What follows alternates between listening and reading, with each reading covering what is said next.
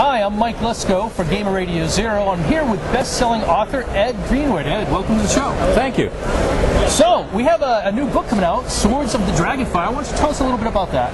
Okay, this is the second book in the Knights of Mithranor trilogy, Swords of Evening Star. Ooh, you have a specimen copy here. Swords of Evening Star is the first one. Right. This one follows on, and next year, The Sword Never Sleeps will conclude the trilogy. This takes us back about 35, 40 years in Realm's time from right now. So you'll see the Princess Alucer as a 13-year-old rebellious young girl going out to have her first adventure. And the Knights of Mithranor, who became famous as adventurers, they are basically themselves teenagers who want to leave their boring farm homes and have an adventure, and be careful what you ask for. Right. And that's what you'll get to see here. So what made you kind of go back to, I mean, we have a kind of a long history with Realms, and what made you want to go back to an earlier date? Well, two things. One of them is I have all these characters in the Realms, non-player characters, that we haven't really had a chance to see their stories yet. Mert the Moneylender, the Knights, and I wanted to tell their stories. Right. And it allows me to do two other things.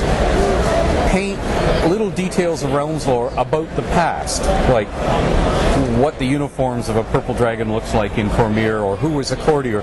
And because it's in the past, it doesn't screw up your campaign now. Right. Because 30 years have passed, so you could just change it. If you don't like what, or it doesn't suit your purposes, or you've already told your players something else, that's okay. It just changed between then and now.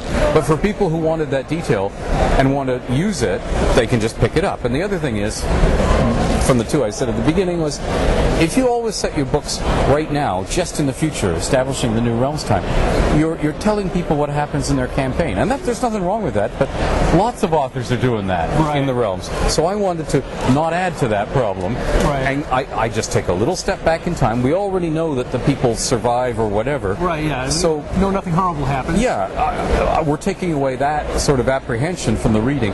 But because of that, I can tell other stories. I can say, oh yeah, they stand there looking like they're fine, but you don't know what happened to them, and go that way.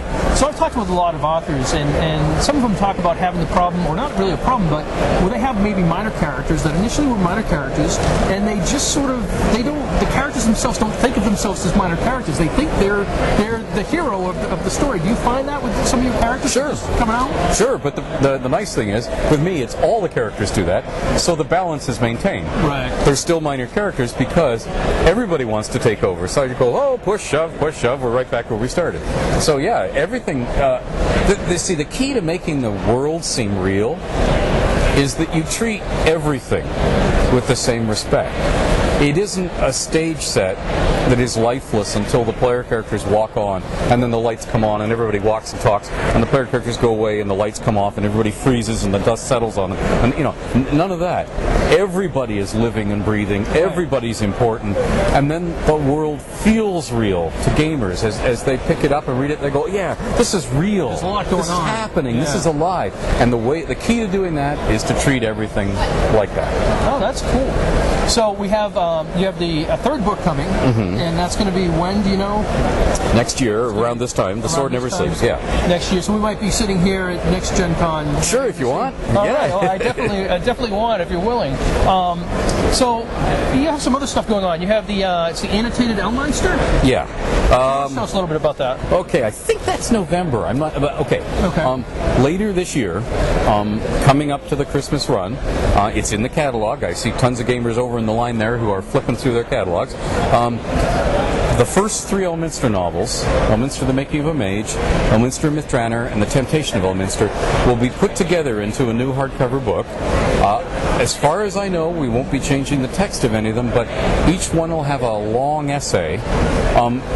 Instead of the annotations the way we did with the Chronicles, the Dragonlance Chronicles, where you rule the page in half, and you have all the text running down the inside, and you have little notes floating in white space. Well, they didn't want to do that this year. Paper's expensive, and trees and all that. So we run and there's the annotations take the form of essays in between each one, and we even threw in some sketches, some of which I did as like a 10-year-old kid, and some of which I did far more recently, into the mix. Well, you're 18 now, so that's only about 8 years ago, right? No, I'm 19, please. Okay. And in this state, I'm 19. All right. Or something like that. If we were alone, we could count growth rings, but right. What am I now? Don't tell anyone, I'm 47.